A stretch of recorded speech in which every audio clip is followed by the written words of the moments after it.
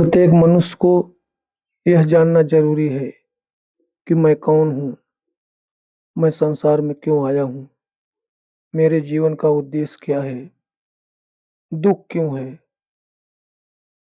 कौन है जो बार बार दुख दे रहा है, बार बार संसार में आने के लिए बाध्य करता है, वह कौन है। वह मनुष्य का स्वयं का किया हुआ कर्म है। मनुष्य काम, क्रोध, लोभ, मोह, ईर्ष्या, अहंकार, राग, द्वेष, निंदा, बुराई, चोरी, बेईमानी, झूठ में इतना फंस गया है कि वह वास्तविक सुख को, अपने भीतर के आनंद को भूल गया है कि वास्तव में सुख कहाँ है।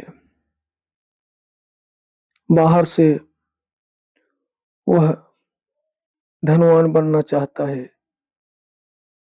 लेकिन जो अंदर की गरीबी है वो वैसी की वैसी बनी है। जब वह साधना करता है तो धीरे धीरे उसके अवगुण समाप्त होने लगते हैं, उसके व्यवहार बदल जाते हैं और वह साधना करके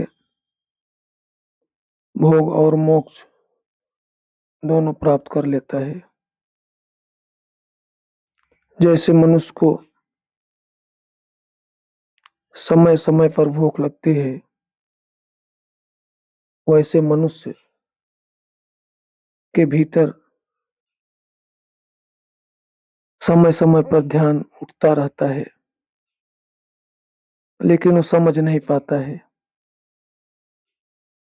भूख लगती है तो उसे ध्यान आता है कि मुझे भूख लगी है। प्यास का ध्यान आता है, कहीं जाने का ध्यान आता है, लेकिन स्वयं का ध्यान नहीं आता है कि मैं संसार में क्यों आया हूं। जिस दिन उसे मालूम हो जाए, उस दिन से उसके अंदर की बुराइयां समाप्त होना शुरू हो जाएंगी और वो परम तत्व को प्राप्त कर लेगा। जो परमात्मा है उसे जान लेगा।